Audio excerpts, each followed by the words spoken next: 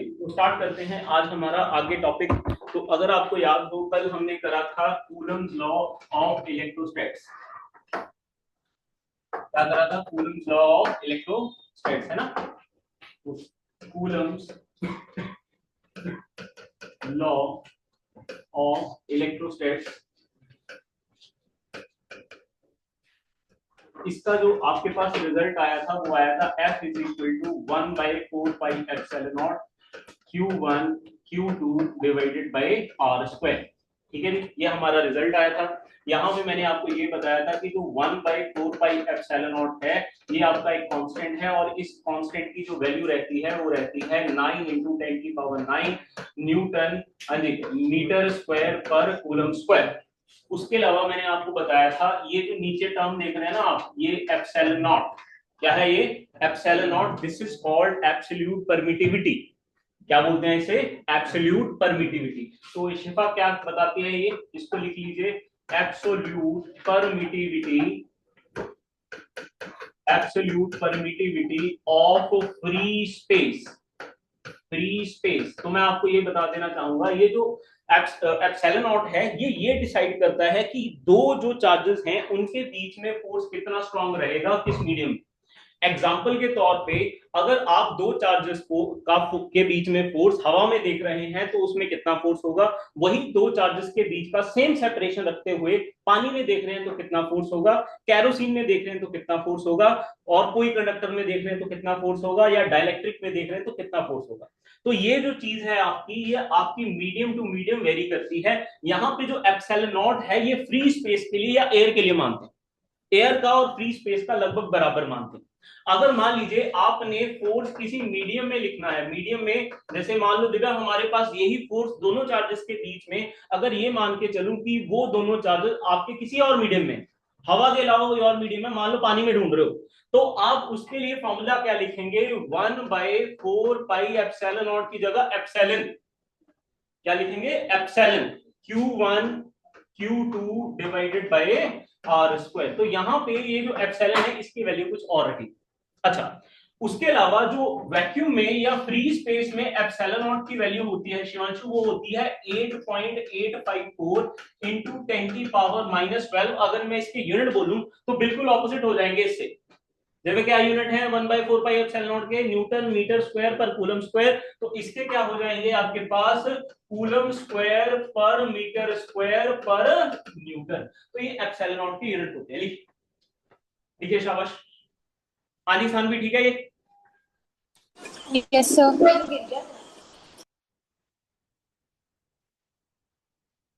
ये वैल्यू कब वैलिड होगी? ये वैल्यू आपकी फ्री स्पेस के लिए वैलिड, हवा के लिए कह लो या फ्री स्पेस के लिए कह लो। ठीक है, हाँ जी बोलिए, यहां तक क्लैरिटी? ओके। अब एक छोटा सा क्वेश्चन लिखे पहले। हाउ मेनी या how much charge on 75 kg of electrons? How much charge on 75 kg of electrons? एक छोटा सा क्वेश्चन पहले बोल रहे हैं, कर लेना। How much charge on 75 kg of electrons? तो कैसे निकालेंगे? उज्जवल, सानवी क्वेश्चन सुना आपने? Yes sir. How much charge on 75 kg of electrons? 75 kg of electrons पे कितना चार्ज होगा? हाँ, गुड। अच्छा, मुझे एक बात बताइए, हाँ जी, टोटल मास कितना दे रखा है आपके पास? टोटल मास 75 kg है। हाँ जी दिव्या, ठीक है। मास ऑफ इलेक्ट्रॉन कितना होता है? तो थोड़ा सा यहाँ पे चीजें याद रख लें कि इलेक्ट्रॉन पे चार्ज होता है 1.6 × 10⁻−19 कूलम। ठीक है जी। मास ऑफ इलेक्ट्रॉन होता है 9.1 × 10⁻−31 kg, और मास ऑफ जो प्रोटॉन होता है दैट इज 1.67 × 10⁻−27 kg। ये चीजें ऐसी हैं जो कि आपको हमेशा याद होनी चाहिए। उज्जवल, मेरे पास कितने हैं? 75 kg ऑफ इलेक्ट्रॉन्स हैं। एक इलेक्ट्रॉन का मास कितना होता है 9.1 इंटू 10 की पावर माइनस 31 केजी। तो अगर मैंने टोटल नंबर ऑफ इलेक्ट्रॉन्स निकालने हैं तो मैं टोटल मास को क्या करूंगा, टोटल मास को मास ऑफ इलेक्ट्रॉन से डिवाइड कर दूंगा। बोलो कर दूंगा कि नहीं? तो यहाँ पे मेरे पास टोटल नंबर ऑफ इलेक्ट्रॉन्स आ जाएंगे और उस पर अगर चार्ज निकालना है तो मैं एक चार्ज के इलेक्ट्रॉन से मल्टीप्लाई भी कर दूंगा, तो आपके पास 75 केजी ऑफ इलेक्ट्रॉन्स पे चार्ज आ जाएगा। समझ आ गया? टोटल मास को हमने क्या करा, एक इलेक्ट्रॉन के मास से डिवाइड कर दिया, नंबर ऑफ इलेक्ट्रॉन्स आ गए, और जब नंबर ऑफ इलेक्ट्रॉन्स आ गए उसको एक इलेक्ट्रॉन के चार्ज से मल्टीप्लाई कर दिया है, तो आपके पास क्या आ जाएगा, आपके पास आ जाएगा total charge on 75 KG of electrons. बोलो समझ पाएगी नहीं शिवांशु? आदि क्लैरिटी बाकियों को? उज्जवल, देवांश, ठीक है सर? सानवी ओके? दिव्या पूछ ले बेटा अगर पूछना है। ठीक है सर। ओके, आगे चलते हैं। तो नेक्स्ट लिखिए Coulomb's law in vector form. किसी ने बोलना हो कि सर नोट करना तो रोक दीजिएगा बीच में प्लीज। तो नेक्स्ट लिखिए कूलम्स लॉ, हाँ जी, Coulomb's law in vector form. Gurleen, जो आपने किया है ना आपकी बुक से वो थोड़ा अलग है, इस बुक में थोड़ा सा अलग है चीज वही है बट आपको समझ आ जाएगा। क्या बोला मैंने Shifa? Coulomb's law in vector form. तो लिखे consider two charges Q1 and Q2, consider two charges Q1 and Q2, consider two positive charges, लिख लो पॉजिटिव पॉइंट चार्जेस बोलना, consider two positive point charges Q1 and Q2 at a distance r from each other, at a distance r from each other in space। तो ये r है आपके पास, ठीक है? समझ क्या ये r डिस्टेंस दूर है एक दूसरे से। मैंने आपको एक और चीज बताना चाहूंगा, लिमिटेशंस ना, इसकी लिमिटेशंस हैं, कूलम्स लॉ की कुछ लिमिटेशंस हैं। अब क्या लिमिटेशंस है कोई बताएगा? एक्चुअल में आपके सिलेबस में ना coulomb's law as it is लिखा हुआ है, बट कूलम्स लॉ के बच्चे कभी भी लिमिटेशन याद करके नहीं जाते, जिस वजह से काम खराब हो जाता है। लिमिटेशन क्या है सुन लीजिए, ये आपका होमवर्क आप लिख के लाएंगे, लिमिटेशन नहीं है तो मैं ग्रुप में डाल दूंगा, आप वहां से लिख लीजिएगा। पहली लिमिटेशन क्या है? पहली लिमिटेशन तो ये है कि जो कूलम लॉ है वो सिर्फ पॉइंट चार्जेस पे क्या है एप्लीकेबल। ये मान के काम किया गया है कि चार्जेस बहुत छोटे हैं, बड़े चार्जेस मान के इस पे काम नहीं किया गया। उसके अलावा जो कूलम लॉ है वो सिर्फ स्टेशनरी चार्जेस पे एप्लीकेबल है। अगर चार्जेस आपके मूव करने लग जाएंगे देन वहां पे फोर्स इलेक्ट्रोस्टैटिक्स नहीं रहता, वहां पे फोर्स का नया नाम आ जाता है, क्या आता है प्रभु? Electromagnetic force. डायनेमिक वही, जब चल पड़ता है ना चार्ज तो मैग्नेटिक फील्ड भी उसके साथ जुड़ जाता है, तो उस फोर्स का नाम क्या हो जाता है? Electromagnetic force. मतलब जो इलेक्ट्रॉन चल रहा है ना, तो इलेक्ट्रॉन के साथ इलेक्ट्रोस्टैटिक फोर्स नहीं है सिर्फ, उसके साथ इलेक्ट्रोमैग्नेटिक फोर्स भी है। क्यों? क्योंकि उसके साथ करंट भी जुड़ा होगा। तीसरा जो इसका ड्रॉबैक है कि जो कूलम्स लॉ है, जब आपका जो साइज है 10 की पावर माइनस 15 मीटर से छोटा हो जाए, मतलब कि जब आप न्यूक्लियस के अंदर चले जाएं, अगर आपसे कोई पूछ ले 10 to the power minus 15 metre किसका साइज है, तो वो न्यूक्लियस का साइज होता है। जब आप न्यूक्लियस लेवल पे पहुंच जाएंगे वहां पे इलेक्ट्रोस्टैटिक फोर्स और इलेक्ट्रोमैग्नेटिक फोर्स की नहीं चलती, वहां पे किसकी चलती है? वहां पे चलती है स्ट्रॉन्ग न्यूक्लियर फोर्स। इसकी स्ट्रॉन्ग न्यूक्लियर फोर्स। तो ये सिर्फ 10 to the power minus 15 metre से ऊपर ऊपर के डिस्टेंस के लिए ही वैलिड है। दूसरा क्या था? ये स्टेशनरी चार्जेस के लिए है। और तीसरा ये सिर्फ पॉइंट चार्जेस के लिए वैलिड माना गया है। बोल क्या यहां तक क्लैरिटी? तो ये लिमिटेशंस है किसकी? किसकी? कूलम्स लॉ की। बोलो ठीक। चलिए ये चीजें हमने देखी। तो coulomb's law in vector form पढ़ रहे थे तो मैंने लिखवाया consider two positive point charges Q1 and Q2 separated by a distance, separated at a distance r। now अगर आप ध्यान दें, जैसे मान लीजिए ये है, अगर ये दोनों पॉजिटिव चार्ज हैं तो प्रभु ये जो Q2 है इसको रिपेल करेगा और एक इस तरफ फोर्स आएगा, दैट विल बी F। ये किस पे लगा? ये पहले पे लगाया, किसने लगाया? दूसरे ने लगाया ना। पहले पे लगा है, दूसरे पे लगाया, तो जिस पे लगता है वो पहले आएगा और जो लगा रहा है वो साइड में आएगा। This is force on one due to two. और ऐसे ही ये वाला चार्ज इसको एक रिपल्सिव फोर्स लगाएगा इस तरफ, तो that will be F21। This is force on 2 due to 1। बनाइए शाबाश, ये बनाइए। सीधा बनाइएगा थोड़ा इसे। हाँ जी सानवी ठीक है बेटा ये?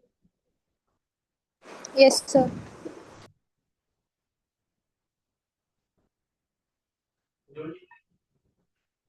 बना लिया? अच्छा एक और चीज है, मुझे एक बात बताइए, बनाइए पहले बनाइए, 2 मिनट दीजिए बनाइए।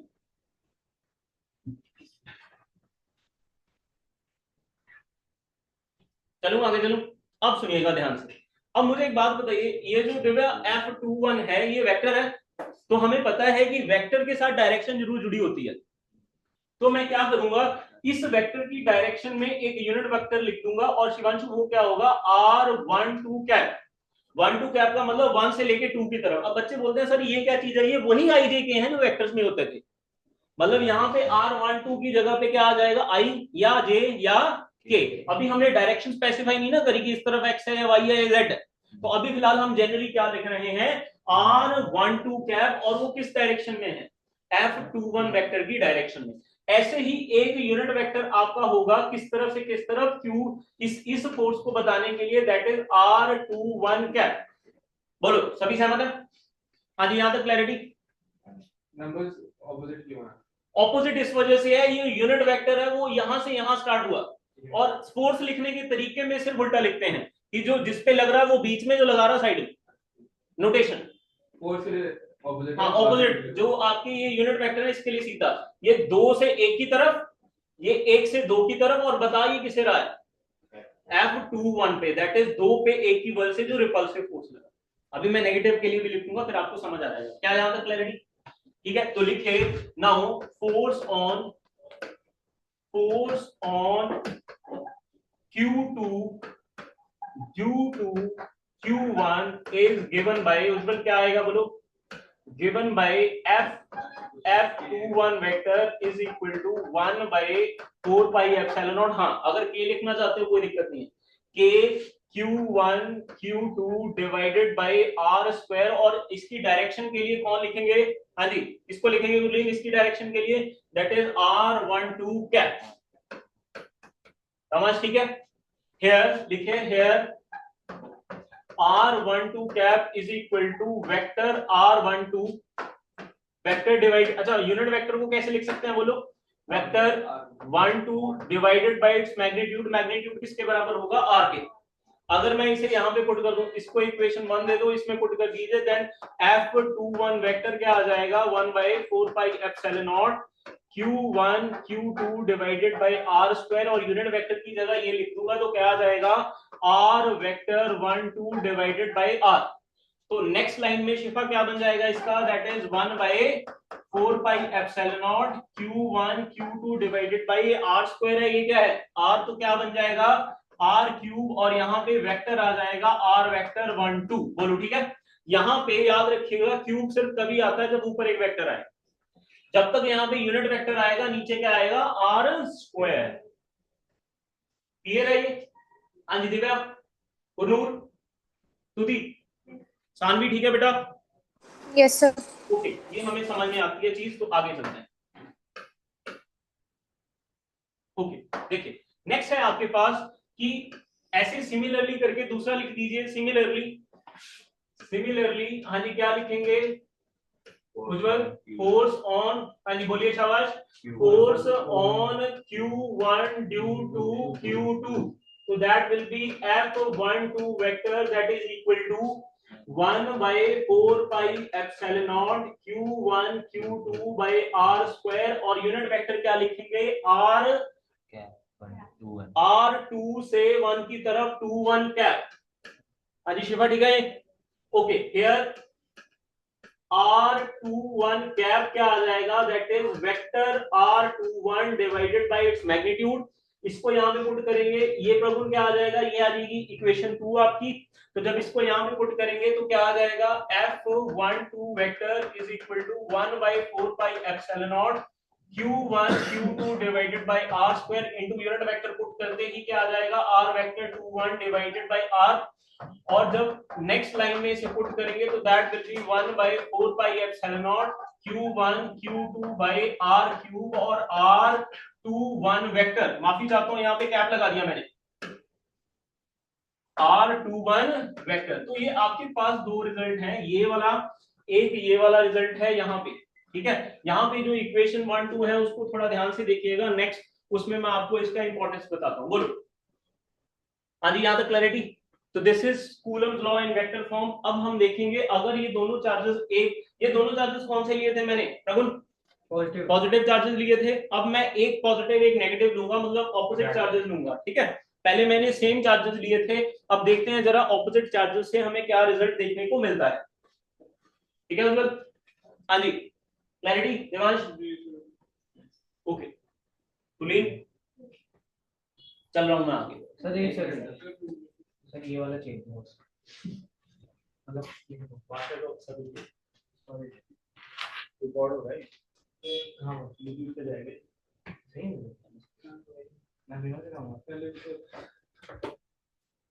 बोलो यहाँ क्लैरिटी। आज बहुत मजेदार 3-4 क्वेश्चन करेंगे, आपको ये पता चल जाएगा। देखो अब जितनी देर आप ये कर रहे हैं नोट, मैं आपको चीज बताता हूँ। देखो ये हमने फोर्स निकाला, इसी फोर्स को कई क्वेश्चन में हम सेंट्रीपिटल फोर्स के बराबर रख देंगे, इसी फोर्स को कई क्वेश्चन में हम फ्रिक्शनल फोर्स के बराबर रख देंगे, इसी फोर्स को कई क्वेश्चन में हम वेट के बराबर रख देंगे। है वही फोर्स है, हमने एक फोर्स देखा है नया, उसको जितने भी पुराने फोर्स 11वीं क्लास में सीखे हैं वो सबसे इक्वेट कर देंगे और हमारे क्वेश्चन हो जाएंगे। बोलो ठीक, क्लैरिटी? आज क्वेश्चन देखेंगे थोड़े से इसके, तो फिलहाल पहले आप ये लिखिए। हाँ जी सानवी ठीक है बेटा? Yes, sir. करिए।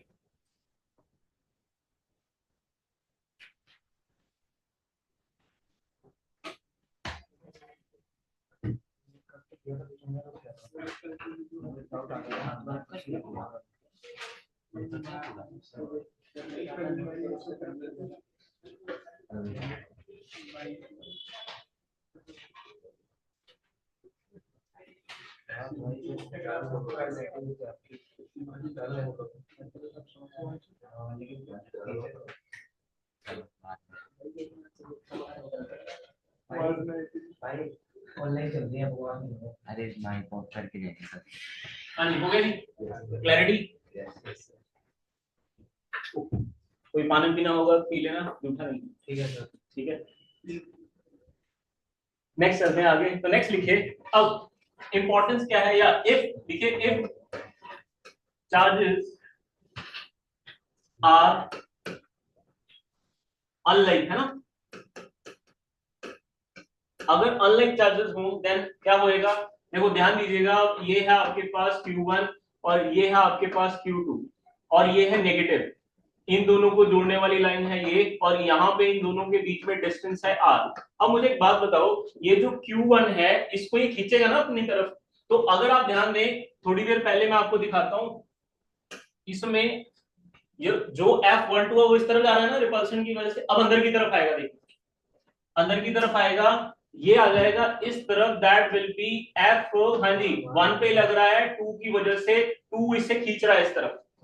ऐसे ही ये वाला इस नेगेटिव चार्ज को पॉजिटिव चार्ज अपनी तरफ खींचेगा, तो this will be F21 vector. अगर आप ध्यान दें अंदर की तरफ लगने लग गए, इस केस में अगर आप ध्यान दें Q1 और Q2 का मल्टीप्लीकेशन लेस देन 0 आएगा। क्यों? क्योंकि एक नेगेटिव एक पॉजिटिव है, तो मल्टीप्लाई करके नेगेटिव नंबर आएगा लेस देन 0। और ये वाला फोर्स क्या आएगा आपका? अट्रैक्टिव। पहले वाला फोर्स क्या था? रिपल्सिव। तो याद रखिएगा जब भी आपका फोर्स नेगेटिव आए, इसका मतलब वो कौन सा फोर्स है? अनलाइक है। अनलाइक चार्जेस में, और अनलाइक चार्जेस में क्या होती है? क्या वैल्यू 0 आ सकती है? किसकी? मल्टीप्लीकेशन की वैल्यू 0 नहीं आ सकती, हमेशा नेगेटिव ही आएगी। हाँ, या नेगेटिव या पॉजिटिव। मल्टीप्लाई करेंगे पॉजिटिव, अगर नेट चार्ज 0 होगा तभी आ सकता है, ठीक है जी, मल्टीप्लीकेशन तो नहीं आ सकता। या अट्रैक्टिव फोर्स आएगा या रिपल्सिव फोर्स आएगा। बोलो ठीक, क्लैरिटी? हाँ जी यहाँ तक ठीक है। अब इसका importance of vector form of Coulomb's law, इसके वेक्टर फॉर्म का इंपॉर्टेंस क्या है पहले, ठीक है। सबसे पहले कि जो आपका कूलम लॉ है, लिखिए कूलम्स लॉ ओबे, क्या करता है ये? ओबे न्यूटन्स, हाँ जी Newton's third law of motion, Newton's third law of motion. ठीक है, तो अगर आप ध्यान दें फ्रॉम इक्वेशन वन उज्ज्वल क्या है बेटा, इक्वेशन वन एफ, हाँ जी, 2 1 vector is equal to 1/4 pi epsilon naught Q1 Q2 divided by R square और R12 कैप। ठीक है, ऐसे ही फ्रॉम इक्वेशन टू आपके पास क्या आ जाएगा, F12 vector is equal to 1/4 pi epsilon naught Q1 Q2 divided by R square और R21 कैप। क्या आप लोग सहमत है दिव्या, अगर मैं ऐसे लिख दूं also R12 cap is equal to minus R21 cap. अगर आप पीछे देखें अभी अगर आप देखें ये जो दो यूनिट वेक्टर हैं ये एक दूसरे के इक्वल एंड ऑपोजिट हैं, तो नेगेटिव साइन लगा सकता हूं। यूनिट वेक्टर का मैग्नीट्यूड 1 होता है, तो मैं ऐसे लिख सकता हूं R12 कैप जो है that is equal to minus R21 cap. तो मैंने यही लिखा है नेक्स्ट उसमें, तो आपके पास क्या आ जाएगा, R12 cap is equal to minus R21 cap. ठीक है शिवांशु, ये जो इक्वेशन फर्स्ट है इसमें मैं इसकी वैल्यू पुट कर दूंगा, पुटिंग दिस वैल्यू, लिखे putting this value in equation 1, तो आपके पास क्या आ जाएगा, F21 vector is equal to 1/4 pi epsilon naught Q1 Q2 by R square into R। हाँ जी बताइए, R12 के आपकी जगह क्या लिखूंगा, दैट इज -21 कैप। और अगर मैं इस नेगेटिव साइन को कर आगे ले आऊं तो यह आ जाएगा F21 vector is equal to -1/4 pi epsilon naught Q1 Q2 by R square और R21 कैप। अगर मैं इतनी चीज की बात करूं आपके पास दक्ष, ये किसकी वैल्यू है, F12 वेक्टर की डाली मैंने इसमें, बन ये क्या, देखो नेगेटिव साइन अलग छोड़ दो, 1/4 pi epsilon naught Q1 Q2 by R21 cap, ये किसकी वैल्यू है, ये है F12 वेक्टर की। तो that will be F21 vector is equal to minus of F12 vector. तो this is Newton's third law of motion. हमने अनलाइन चार्ज कर लिया और सेम भी कर लिया, क्या कोई चार्ज न्यूट्रल भी हो सकता है? चार्ज बेटा न्यूट्रल, एक्चुअल में चार्ज न्यूट्रल होता नहीं है, बॉडी न्यूट्रल हो सकती है, फोर्स नहीं आएगा। चार्जेस तो दो ही है नेचर, तो ये पॉइंट मास से है, तो हम वो कर देंगे। जो आपकी बॉडी है, बॉडी आपकी न्यूट्रल या चार्ज हो सकती है, चार्जेस तो है ही चार्ज। ठीक है, दो नेचर के हैं, पॉजिटिव और नेगेटिव। हाँ जी सानवी, ठीक है बेटा, क्लैरिटी? Yes, sir.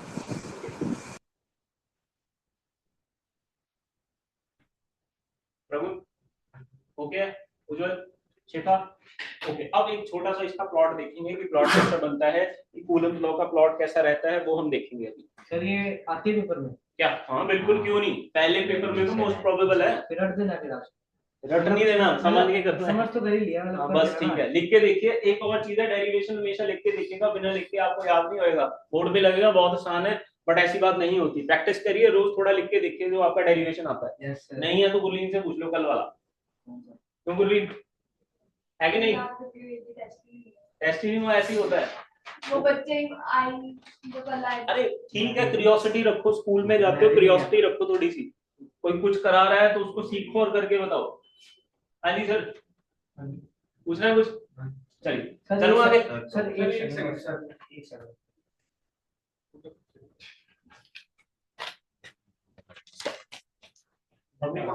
सर नहीं सर, सर रुक अच्छी कहां है। हाँ प्लीज, नॉइज नहीं करनी। 3 4 5 ठीक है।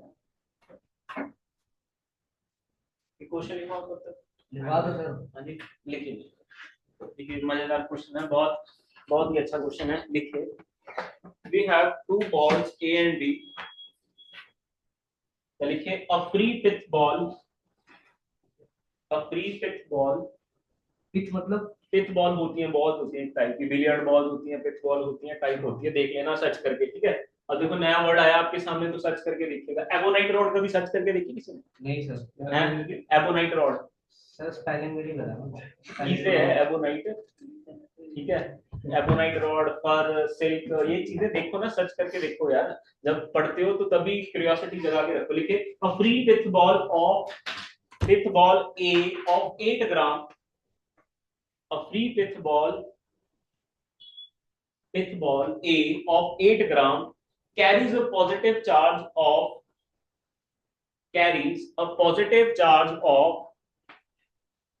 5 into 10 to the power minus 8 coulomb. 5 into 10 to the power minus 8 coulomb. What must be nature and magnitude of charge? What must be nature and magnitude of charge? What must be nature and magnitude of charge that should be given to a second fifth ball B? What must be nature and magnitude of charge that should be given to a second fifth ball B fixed 5 centimeter below the former ball, fixed 5 centimeter below the former ball, so that upper ball is stationary. So that fixed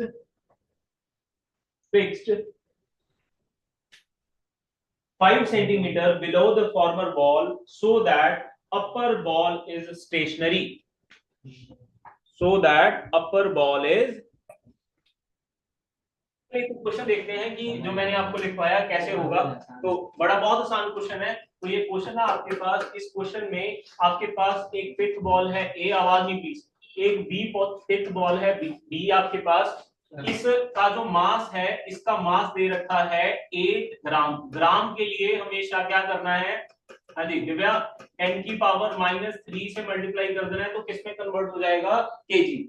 और इन दोनों के बीच में जो distance है गुनूर कितना बेटा, वो 5 centimetre. तो 5 सेंटीमीटर को मीटर में कन्वर्ट करने के लिए 5 into 10 की पावर -2 कर देंगे, तो that will be in metres. बोलो ठीक। अब मुझे एक बात बताइए, बॉल नीचे आएगी अपने वेट mg से, बट इसको, अब मुझे एक बात बताओ, ये पॉजिटिव चार्ज है, ये पॉजिटिव चार्ज है, इस पे चार्ज कितना है, इसको Q1 लिख देते हैं। Q1 है 5 into 10 की पावर -8 कूलम। ये पॉजिटिव चार्ज है, हवा में तभी टंगी रहेगी जब इसको रिपल्शन मिलेगी ऊपर की तरफ। तो जो दूसरा चार्ज होगा Q2, वो भी क्या होना चाहिए, दैट मस्ट बी पॉजिटिव, ताकि वो रिपल्शन करे और वेट को बैलेंस कर दे। अब अगर बुलियन में बोलूं इन दोनों के बीच में फोर्स क्या होगा, now F is equal to K Q1 Q2 by R square, और जो इसका W है that is equal to mg। For stationary or for equilibrium, these two forces must be equal. Then in that case K Q1 Q2 by R square is equal to mg। और अगर आप ध्यान दें, आपने Q2 निकालना है तो Q2 will be, m की वैल्यू कितनी है, m की वैल्यू है आपके पास 8 into 10 की पावर -3, ग्रेविटी को ले लीजिए 10, ठीक है जी। नीचे ये K की वैल्यू कितनी है, 9 into 10 की पावर 9 into ये जो R है ये इधर चला जाएगा मल्टीप्लाई में, तो ये आ जाएगा 5 into 10 की पावर -2 का स्क्वायर बटे, हाँ जी Q1 कितना है 5 into 10 की पावर -8। इसको सॉल्व कर दीजिए।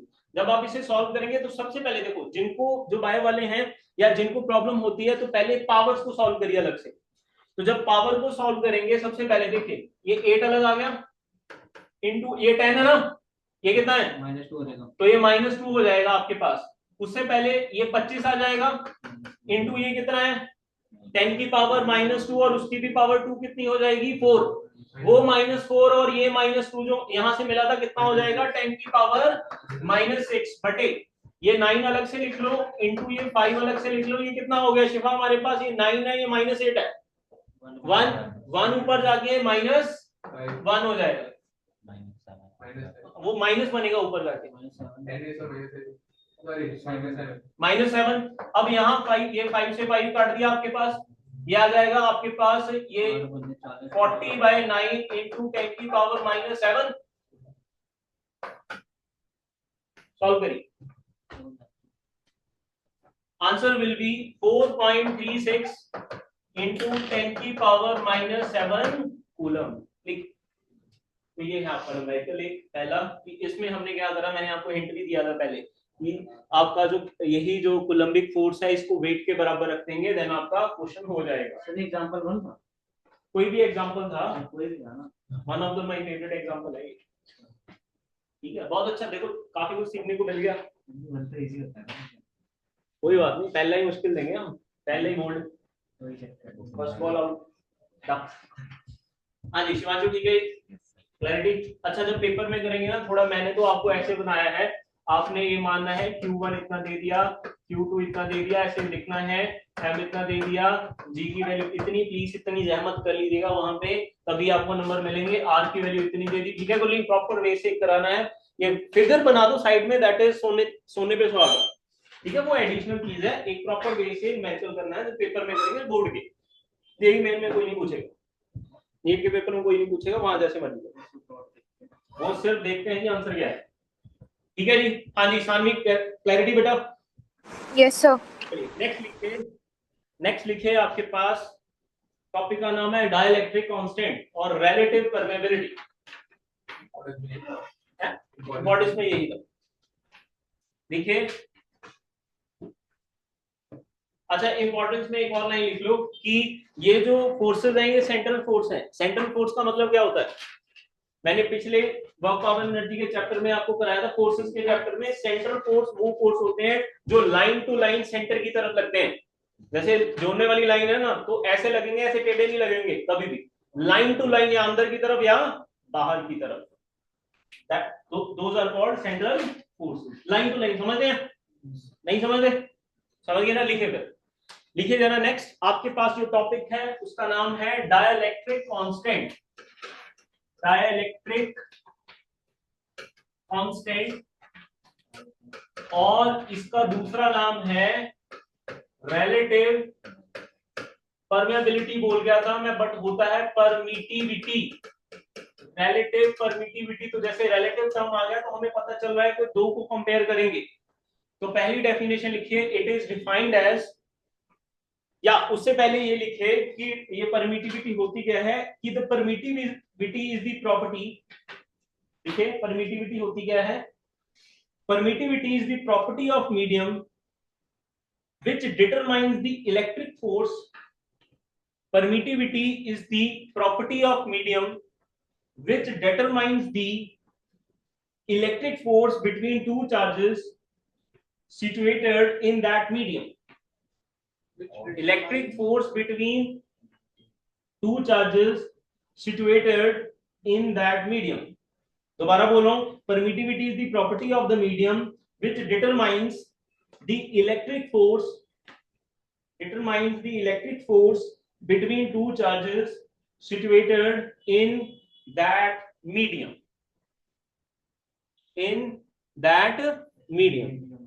ठीक है जी, हाँ जी शेफा, ठीक है, शेफा है ना, माफी चाहूंगा नाम मैं भूल जाता हूं। तो डाइलेक्ट्रिक कांस्टेंट में इसकी डेफिनेशन लिखिए, पहली डेफिनेशन लिखिए, पहली डेफिनेशन में लिखिए, it is defined as the ratio of, dielectric वाली, हाँ इन दोनों को एक ही नाम है। वो पहले होती क्या है, परमिटिविटी क्या मापती है ये बताया है। अब डाइलेक्ट्रिक कांस्टेंट की definition, it is defined as the ratio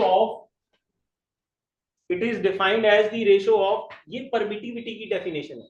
अब डाइलेक्ट्रिक कांस्टेंट की लिखवा रहा हूं, it is defined as the ratio of permittivity of the medium, defined as the ratio of permittivity of the medium to the permittivity of free space. Permittivity of the medium to the permittivity of the free space. To the permittivity of free space. तो प्रगुण इसको ना K से लिखते हैं बेटा, K से भी लिखते हैं और एप्सिलॉन R से भी लिखते हैं। किसे लिखते हैं? K से या एप्सिलॉन R से। तो स्तुति ये होता है कि परमिटिविटी ऑफ किसी मीडियम की, उसको M भी लिख सकते हैं, divided by permittivity of the free space. Free space के साथ किसी मीडियम की परमिटिविटी का रेशियो है, कंपैरिजन है, ठीक है। और दूसरी डेफिनेशन इसकी क्या है कि force in vacuum divided by force in medium. Forces के टर्म्स में उल्टी है और मीडियम के टर्म में मीडियम ऊपर है, नीचे आपका क्या है, वैक्यूम। फोर्स के टर्म में वैक्यूम वाला फोर्स ऊपर है और मीडियम वाला नीचे। इसको समझने के लिए ना हम क्या करेंगे, क्या नाम आपका दिव्या, एक सिंपल छोटा सा काम करेंगे। मैं आपको ये बोल देता हूं कि जो पानी है, पानी का डाइलेक्ट्रिक कांस्टेंट है 80। पानी का क्या है, डाइलेक्ट्रिक कांस्टेंट 80 है या ER 80 है, एग्जांपल दे रहा हूं मैं आपको। इसका मतलब क्या हुआ, अगर पानी का डाइलेक्ट्रिक कांस्टेंट 80 है तो जो चार्जेस हवा में एक दूसरे पे कोई फोर्स लगा रहे थे, वही फोर्स पानी में 80 टाइम्स कम लगेगा। समझे कि नहीं? जो फोर्स हवा में लग रहा है F, वही फोर्स पानी के अंदर कितने टाइम कम लगेगा सेम चार्जेस में, 80 टाइम, मतलब F/80 हो जाए। एग्जांपल के तौर पे मान लीजिए दो चार्जेस हैं आपके पास, फॉर एग्जांपल ये समझाने के लिए है, आप समझिएगा क्या है। मान लीजिए प्रभु आपके पास दो चार्जेस के बीच में हवा में या वैक्यूम में जो फोर्स है that is equal to 1/4 pi epsilon naught Q1 Q2/r² है। बोलो ठीक, ये रब कर दूं मैं, क्या अगले पेज पे लिख दूं, यही कर दूं, चलिए यही देखिएगा। अगर मैं बोलूं यही फोर्स अगर मैं किसी मीडियम में देखूंगा या पानी में ही देखूंगा, पानी में बाद में पुट कर दूंगा, 1/4 पाई एप्सिलॉन की जगह, एप्सिलॉन नॉट की जगह क्या आ जाएगा, एप्सिलॉन या एप्सिलॉन m लिख दूं मीडियम के लिए, तो दैट इज Q1 Q2/r²। अगर मैं इस एप्सिलॉन m की वैल्यू निकालना चाहूं दिव्या, तो इसको मैं इस तरफ ले लूं, तो एप्सिलॉन m क्या आ जाएगा, epsilon m is equal to k times epsilon naught. मैंने k लेके काम किया है, एप्सिलॉन r भी लिख सकते हो आप, तो यहां पे मैं लिख रहा हूं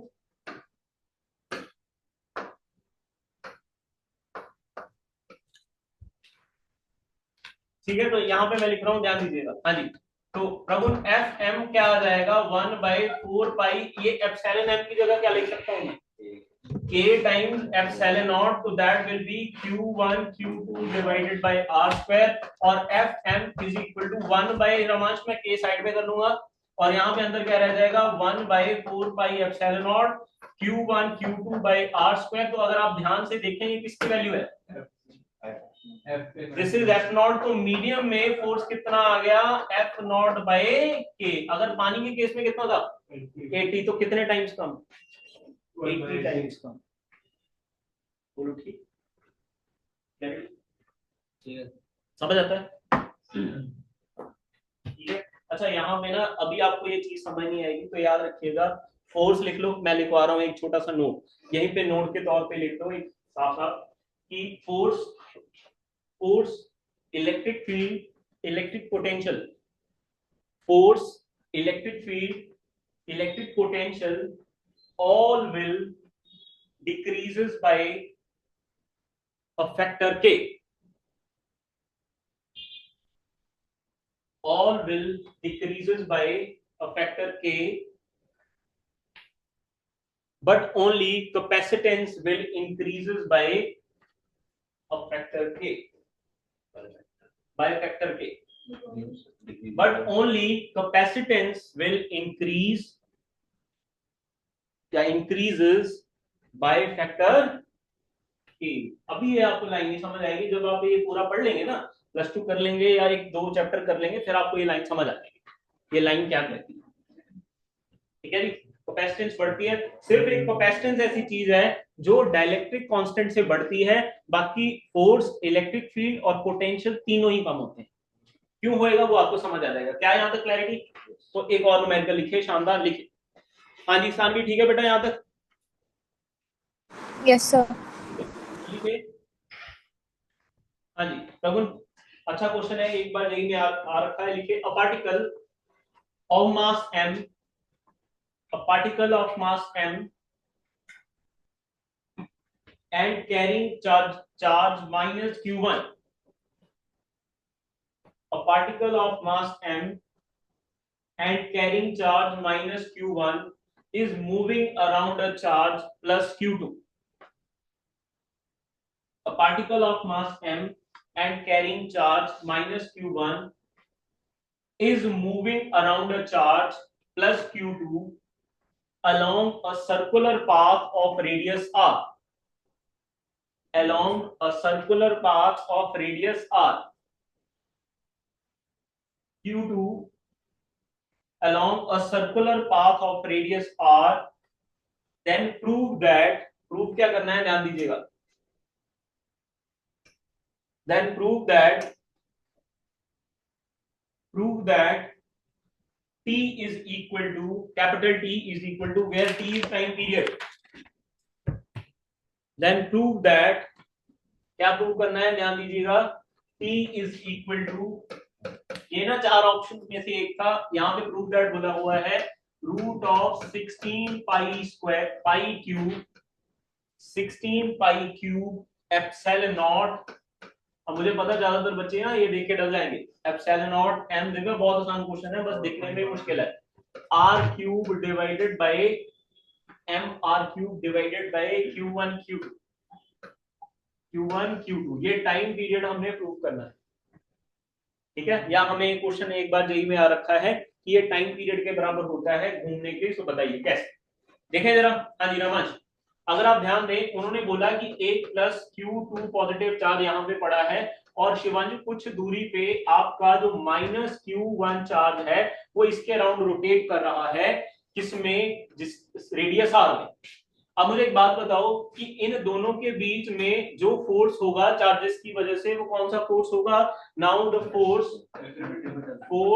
बिटवीन, हाँ जी, बिटवीन Q1 एंड Q2 क्या होएगा, वो बोली F इज इक्वल टू, भाई सेंट्रीपिटल कहां से आ गया, मैंने तो सिंपल फोर्स पूछा है, that is F is equal to K Q1 Q2 divided by R square, और अगर मैं नेगेटिव साइन ले लूं देन अट्रैक्टिव पता चल जाएगा, और यही फोर्स क्या प्रोवाइड करेगा, यही फोर्स क्या प्रोवाइड करेगा, सेंट्रीपिटल फोर्स, ताकि वो घूमे। तो लिखिए दिस फोर्स विल प्रोवाइड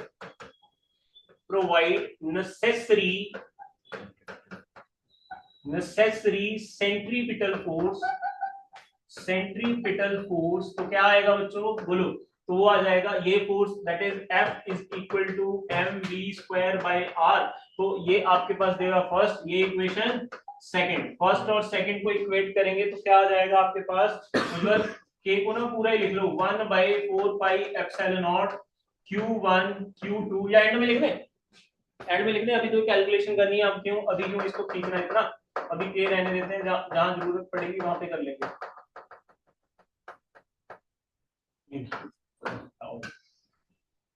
ठीक है, तो यह आ जाएगा k Q1 Q2 by R square is equal to mv square by R, क्या घटेगा, R से R कट जाएगा, है ना।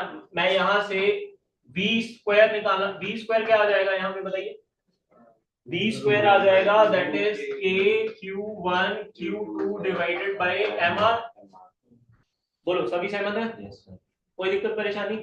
अब अगर आप ध्यान दें, यहाँ पे शिवांशु v की वैल्यू क्या आ जाएगी बेटा, root of k Q1 Q2 divided by mr, किसी को कोई दिक्कत नहीं है शायद, बोलिए दिक्कत है, यहां तक समझ आता है। अब ऑल्सो फॉर रोटेटिंग बॉडी, है ना, रोटेटिंग बॉडी जो टाइम पीरियड है उसका फॉर्मूला क्या होता है, टाइम पीरियड का फॉर्मूला होता है total distance travel divided by velocity, या वेलोसिटी का फॉर्मूला होता है total distance travel 2 pi r by t।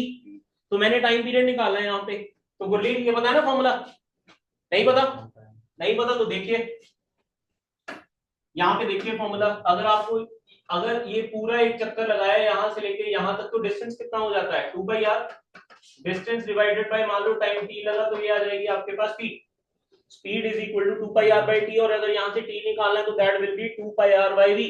अब इस v की वैल्यू शिवांशु यहाँ पे पुट कर दूंगा, तो 2 pi r divided by v कितना है, रूट ऑफ, हाँ जी, k Q1 Q2 bye mr, इसको ऊपर ले गया तो t is equal to 2 pi r, हाँ जी, रूट ऑफ, ये उल्टा हो जाएगा mr divided by k Q1 Q2। किसी कोई असहमत हो तो बोलिए।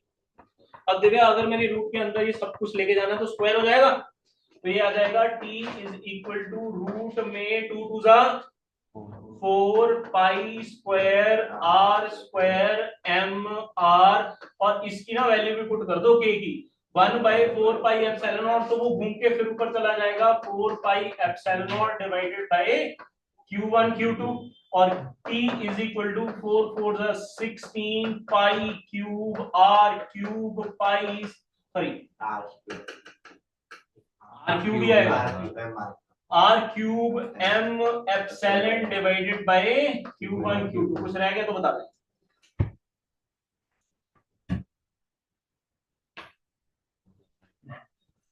लिखिए जी।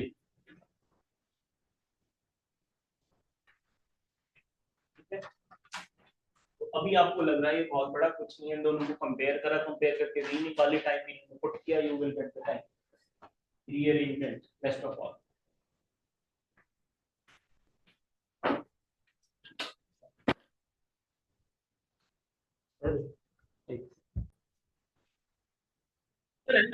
कि two insulated charged copper spheres A and B, two insulated charged copper spheres A and B have their centers separated by a distance of 50 centimeter. Two insulated charged copper spheres A and B have their centers separated by a distance of 50 centimeter. The charge on separated by a distance of 50 centimeter. The charge on both spheres is 6.5 into 10 की power -7 coulomb. The charge on both spheres is 6.5 into 10 की power -7 coulomb each. सुनिए इतनी बात सुनिए, charge बताना। 6.5 into 10 की power -7 coulomb each. अब सुनिएगा, a third sphere of same size, तीसरा भी आ गया। a third sphere C of same size but uncharged. A third sphere C of same size but uncharged is brought in contact with first A, is brought in contact with first A and then B. Brought in contact first with A and then B. What is the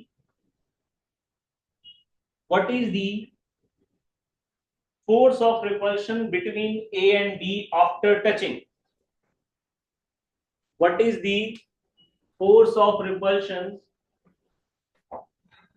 between A and B after touching? कल मैंने distribution of charge पे आपको करवाया था ना, balls को touch करते हैं तो कैसे, देखो क्वेश्चन है, एनसीईआरटी का क्वेश्चन है। तो आपके पास दो बॉल्स हैं A एंड B, उन पे चार्ज दे रखा है 6.5 into 10 की पावर -7 कूलम। इसको ना बुलियन करने के दो तरीके हैं। एक तरीका तो ये है कि पहले आप न्यूमेरिक वैल्यू डाल दो और फिर उसको सॉल्व करो, और दूसरा तरीका है दोनों पे चार्ज सेम मान के उसकी पहले डिस्ट्रीब्यूशन करो, फिर एक रिजल्ट बना दो और उसमें एंड में पुट करिए। देखिए जरा, तो मैं उसको उस तरीके से कराऊंगा, ध्यान दीजिएगा। मैम बोल रही है आपको, मैं क्लास में हूँ। हाँ जी, चले आगे। तो आपके पास मान लीजिए जैसे दो स्फीयर्स हैं, ये ए है, ये है आपके पास बी। इन दोनों पे चार्ज, इस पे भी क्यू है, इस पे भी क्यू है, दोनों पे चार्ज सेम है, वो बाद में पुट करेंगे। ये जो Q1 और Q2, इसको Q के बराबर मान ले, और इसकी वैल्यू कितनी दे रखी है 6.5 into 10 की पावर, हाँ जी, -7 कूलम। इन दोनों के बीच में डिस्टेंस कितना दे रखा है 50 सेंटीमीटर। 50 सेंटीमीटर में 50 into 10 की पावर -2 मीटर। बोलो ठीक। अब पहले क्या किया गया, पहले जो आपकी सी स्फीयर है उसको इसके साथ टच कराया गया, तो इस पे शिवांशु क्यू चार्ज है, इस पे भी क्यू चार्ज है। जब सी को इससे टच कराया गया, when E is touched with C, then दोनों पे चार्ज क्या आ जाएगा, चार्ज ऑन, हाँ जी, on both A and C। A and C पे बोथ चार्ज कितना आ जाएगा बताइए, इस पे एवरेज करिए दोनों का, q प्लस 0/2, तो इस पे कितना आ जाएगा शिफा, q/2, इस पे भी q/2, that is q/2 and q/2। And then फिर हमने c को b के साथ टच कराया, तो जब b को c के साथ टच कराया गया, देन चार्ज ऑन, हाँ जी, ऑन बोथ, यहां पे b आएगा, नहीं c आएगा, ठीक है, ए और सी को कराया था ना, then charge on both B and C, वो आ जाएगा आपके पास q प्लस q/2 का एवरेज, है ना, एक चीज की यहाँ पे कमी आ गई, यहाँ पे ऐसे आएगा, that is q plus q/2 divided by 2, और ये आ जाएगा आपके पास 3q/2 divided by 2, that will B 3q/4, ठीक है। जब प्रभु ने इस पे q/2 आ गया, इस पे भी q/2 आ गया, फिर जब इन दोनों को टच कराया गया तो q प्लस q/2, तो 3q/2, ओके, ये समझ आ गया। तो जो a b एंड c है, तो इसका मतलब है लास्ट में जो आपके पास गुरली a पे कितना चार्ज बचा, a पे चार्ज बचा q/2, और जो b है, b पे कितना चार्ज बचा, b पे 3q/4।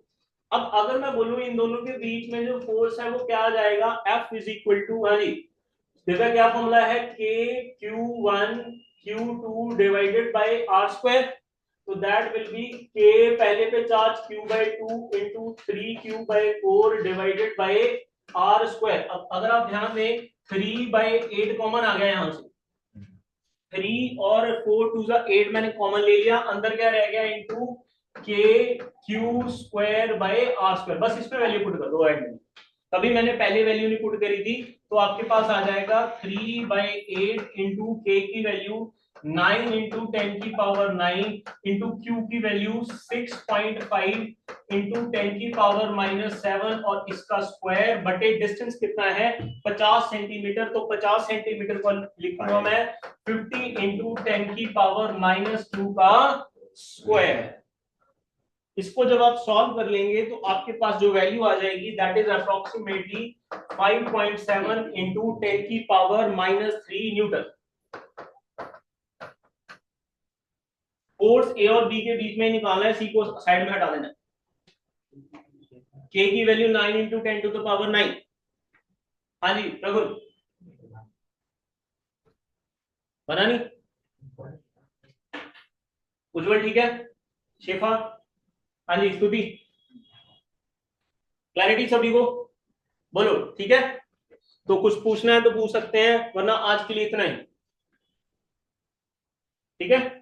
चलिए तो आज के लिए इतना ही करेंगे, ओके।